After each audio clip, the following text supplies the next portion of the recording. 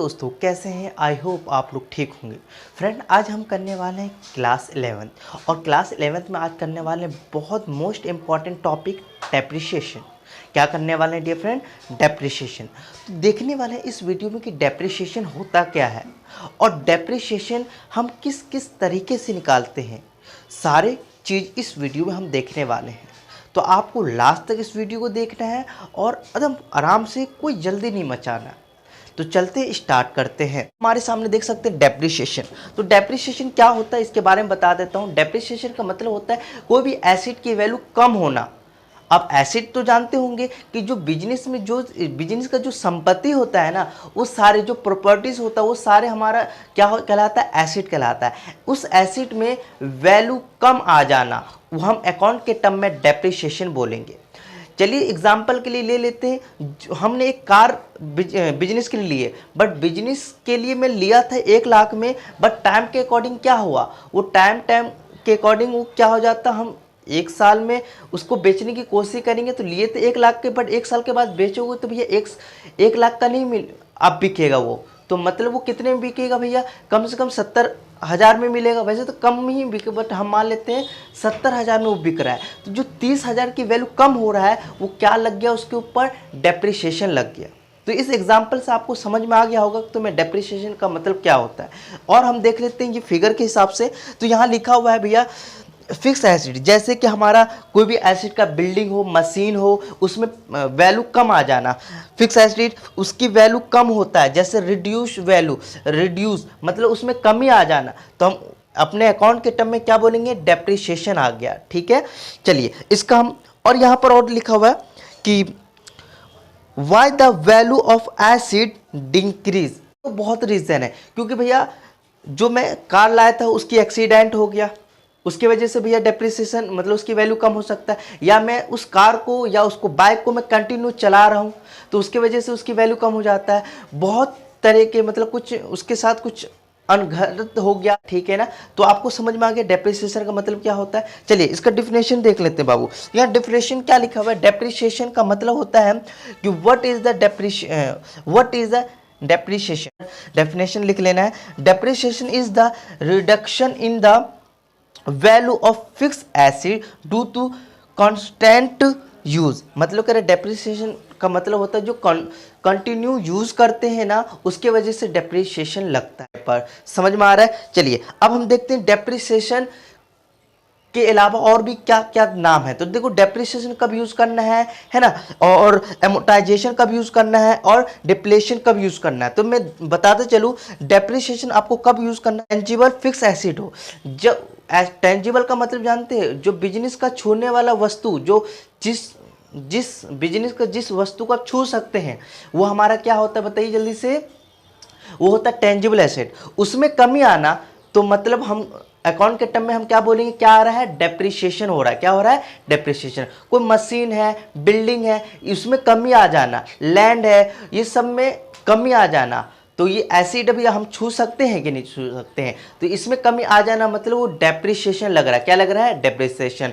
Amortisation कब कहेंगे? जब हमारा इंटेंजिबल एसिड। अब इंटेंजिबल एसिड क्या होता है? इंटेंजिबल एसिड उसे बोलते हैं, फॉर एग्जाम्पल किसी का गुडविल हो या कॉपीराइट है, उसमें कमी आ जाना, तो हम अकाउंट के टर्म में कौन सा वर्ड यूज करेंगे? एमोटाइजेशन यूज करेंगे। ठीक है। और हमारा थर्ड है डिप्लेशन का मतलब कह रहा है वेस्ट एसिड। वेस्ट एसिड का मतलब फॉर एग्जाम्पल मैं बताता हूँ, जो नेचुरली जो रिसोर्स है उसमें कमी आ जाना, जैसे कोयला हो गया, पेट्रोल हो गया, उसमें कमी आ रहा है कि नहीं आ रहा है? तो भैया हम ये नहीं कहेंगे पेट्रोल में कमी आ रहा है तो डेप्रिसिएशन हो रहा है, ऐसा नहीं बोलेंगे। हम क्या बोलेंगे?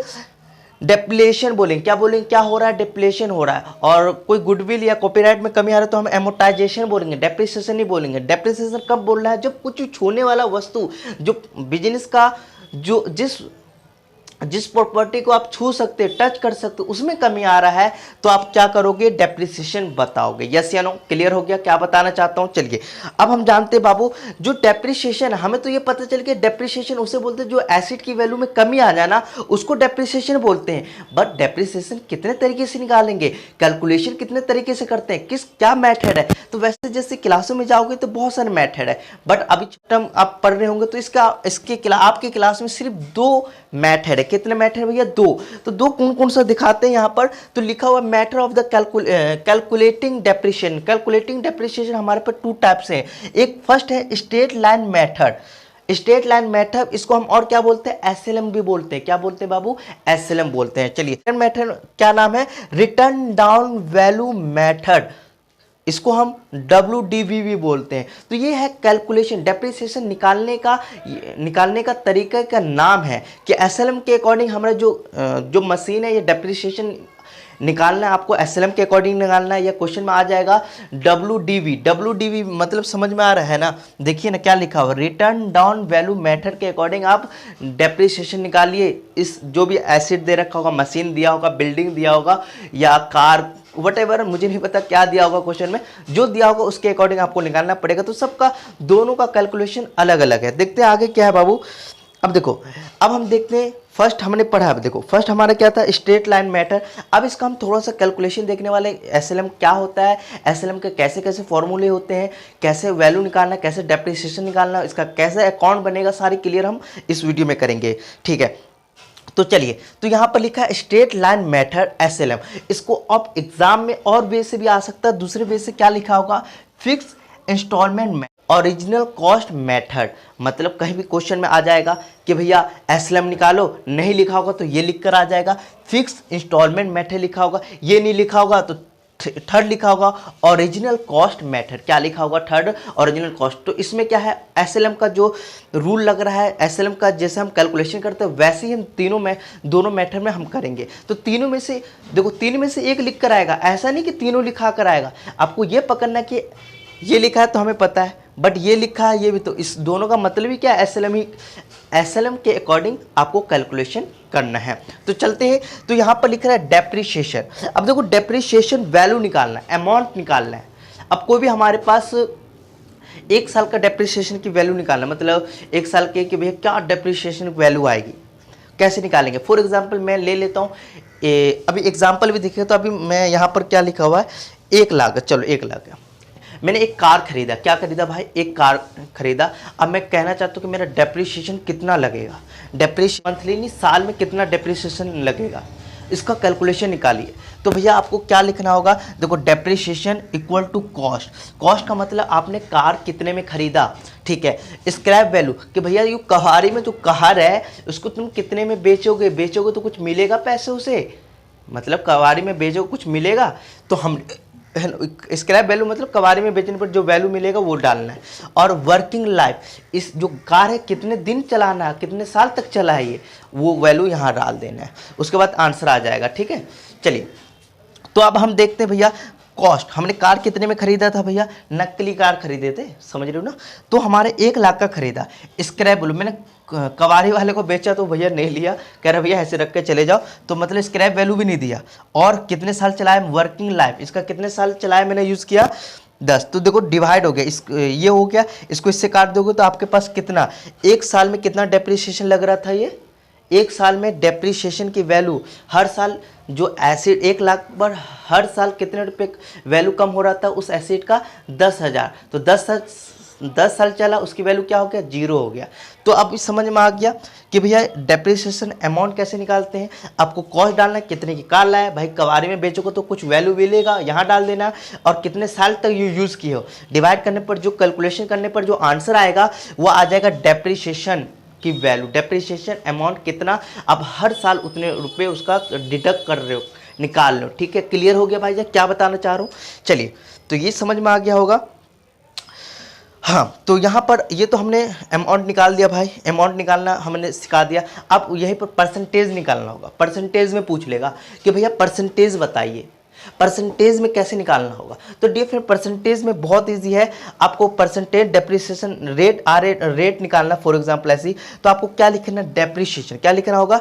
Depreciation amount. यहाँ पर कौन सी वैल्यू आएगा? Depreciation amount. और डेप्रिसिएशन अमाउंट निकालने आता है। डेप्रिसिएशन अमाउंट कैसे निकलता है? कॉस्ट माने scrap value upon working life. Okay, चलिए, तो डेप्रिसिएशन अपॉन कॉस्ट। कॉस्ट भाई कितने में खरीदा था, इनटू परसेंटेज निकालना है, तो आप कितने से गुना करोगे? 100 से गुना करोगे। देखो डेप्रिसिएशन अमाउंट हमने पीछे निकाले थे, देख सकते हैं हमने कितना निकाला था। देखिए हमने कितना निकाला था भैया, 10,000 निकाला था। तो यहाँ पर आपको क्या डाल देना है बाबू, डेप्रिसिएशन वैल्यू में 10,000 डाल देना है ना। और कॉस्ट कितने में कार खरीदा था मैंने, 1 लाख में खरीदा था। अब देखो कैंसिल आउट कर लेते हैं। देखो ये 0 से 2 जीरो कट गया, फिर ये 0 से ये 2 जीरो कट गया, है ना, ये इससे कट गया। देख सकते हो अल्टीमेट आपका आंसर देखो क्या आएगा, 10% आएगा। देखो ये 2 से ये 0 कट गया, ठीक है, ये 2 से ये 2 कट गया, और ये से 1, मतलब कितना बचा, 10, क्या बचा, 10%। क्या बचा भैया, 10% वैल्यू, मतलब डेप्रिसिएशन रेट निकला। हर साल जो हमारा एसेट था ना, जो कार था, उस पर कितने परसेंट डेप्रिसिएशन लग रहा था, हर साल 10% वैल्यू कम हो रहा था। इसका मतलब ये है। चलिए, तो भैया आपको समझ में आ गया। फिर और यहाँ पर कुछ लिखा हुआ है, देखो इसमें क्या लिखा हुआ है, कह रहा कॉस्ट ना, कॉस्ट आपको कैसा लेना है। देखो कॉस्ट का मतलब कि आप कार खरीदा, कार खरीदने पर भी उस पर, या फॉर एग्जाम्पल एक मशीन खरीदा, मशीन खरीदने पर आप लाए, इसको इंस्टॉलमेंट करने पर, मतलब इंस्टॉलमेंट इसको लगाने उगाने में जो कॉस्ट है सब किस में इंक्लूड होगा, कॉस्ट में ही आपको जोड़ना पड़ेगा। तो यही बोल रखा है, इंक्लूडिंग एक्सपेंसिव कॉस्ट, जितना भी एक्सपेंस हो रहा है जो सामान लाने में, जब तक वो रेडी स्टार्ट तक नहीं हो रहा है ना, उससे पहले जितना भी एक्सपेंस हो रहा है सब किस में जोड़ देना, कॉस्ट में जोड़ देना। किस में जोड़ देना डियर फ्रेंड, कॉस्ट में जोड़ देना। चलिए, तो यहाँ पर वही चीज़ बता रखा, और कुछ नहीं है इसके अंदर।